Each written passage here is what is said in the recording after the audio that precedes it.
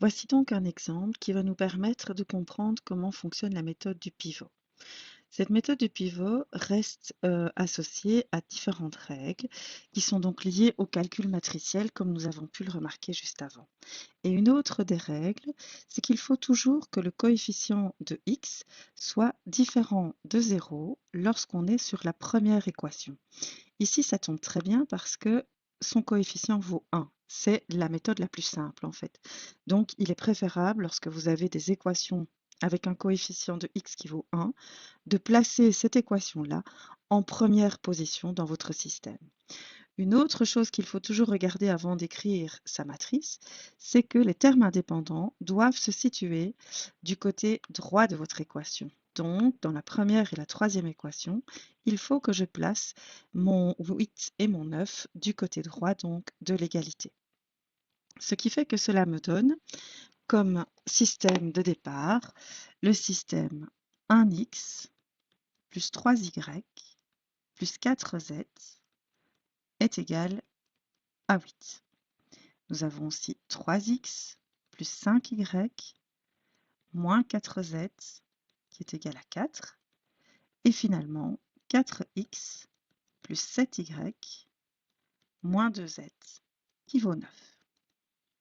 Nous allons donc pouvoir placer ce système sous sa forme matricielle en prenant les coefficients des x comme première colonne, 1, 3, 4, les coefficients de y en deuxième colonne, 3, 5, 7, les coefficients de z en troisième colonne, et pour terminer, derrière la droite verticale, les coefficients qui correspondent aux termes indépendants, 8, 4 et 9. Nous allons donc maintenant faire nos calculs pour arriver à ce qu'on a appelé la matrice échelonnée. Je rappelle que la matrice échelonnée, c'est arriver à trouver un 0 ici et un 0 ici tout d'abord. Le dernier 0 sera à la place du 7 dans notre matrice, mais pour ça, il faut avoir fait les deux premiers calculs avant d'arriver à faire le troisième. Donc, pour trouver le 0 à la place du 3, nous allons faire ce qu'on a appelé la combinaison linéaire et la multiplication par un réel, qui sont des transformations élémentaires qui permettent donc de garder une équivalence. Nous allons donc réécrire notre deuxième équation en faisant comme combinaison linéaire 2 fois la première équation moins la deuxième. Ceci va nous permettre, en partant de notre pivot qui vaut 1, de multiplier la première équation par 3, pardon, j'ai écrit 2, par 3, et de ce fait, on va pouvoir se retrouver avec 3 pour la première équation pour le premier coefficient et moins 3 pour le coefficient de la deuxième équation. Et 3 moins 3 nous donnera bien le 0. En ce qui concerne le 0 qu'on veut obtenir à la troisième équation, eh bien pour ça, nous allons faire E3' qui va nous donner donc 4 fois la première équation moins la troisième équation, ce qui nous permettra de faire 4 moins 4 égale à 0.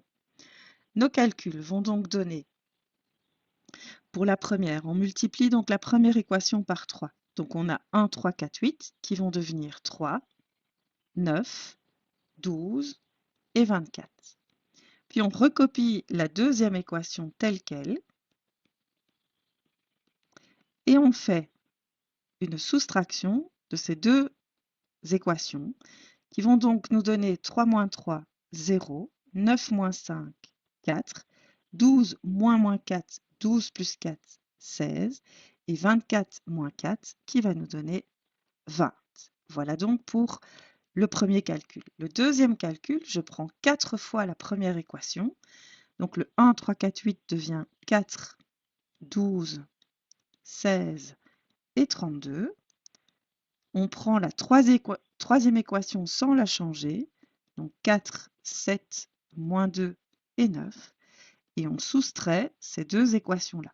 4 moins 4 nous donne 0, 12 moins 7 nous donne 5, 16 moins 2 donne 16 plus 2, donc 18, et 32 moins 9 nous donne 23.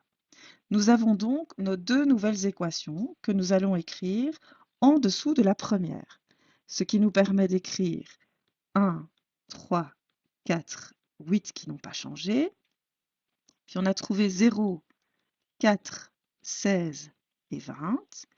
Puis on a trouvé 0, 5, je ne sais plus, 18 et 23.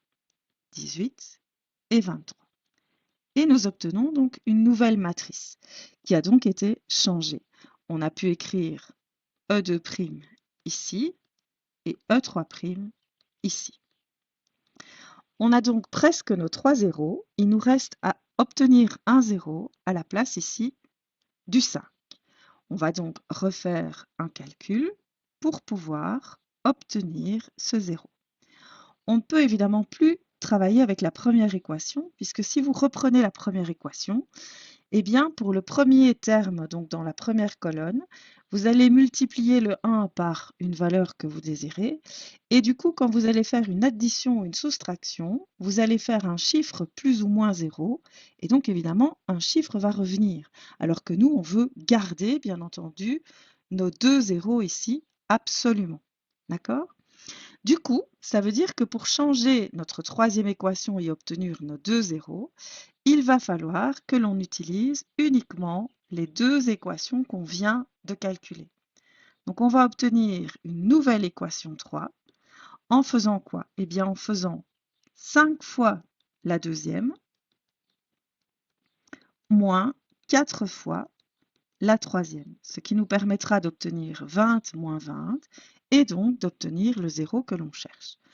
On va donc multiplier la deuxième équation par 5, ce qui va nous donner 0, 20, 5 fois 16, 80, et 5 fois 20, 100. On va multiplier 4 fois la troisième équation, donc 0, 20, 4 fois 18 va nous donner 72, et 4 fois 23 va nous donner 92. Et on va donc soustraire ces deux équations.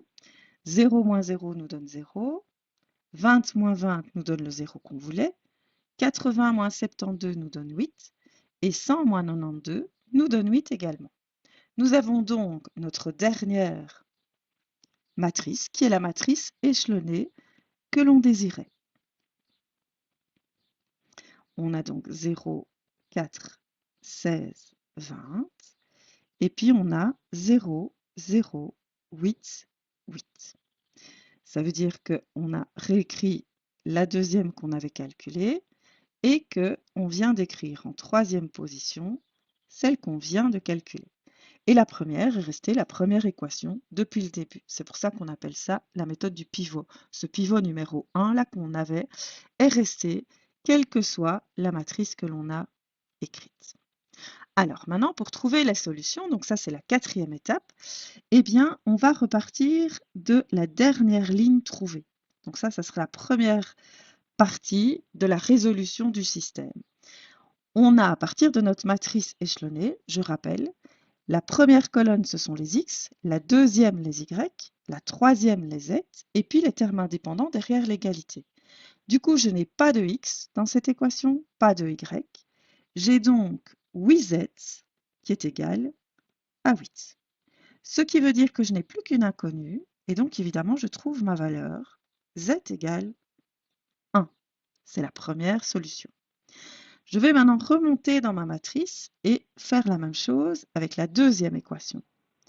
0x toujours, 4y, 16z, et c'est égal à 20. Seulement le z, je sais maintenant qu'il vaut 1. Donc je peux venir le remplacer ici. Ce qui fait que ça me donne 4y plus 16 égale 20.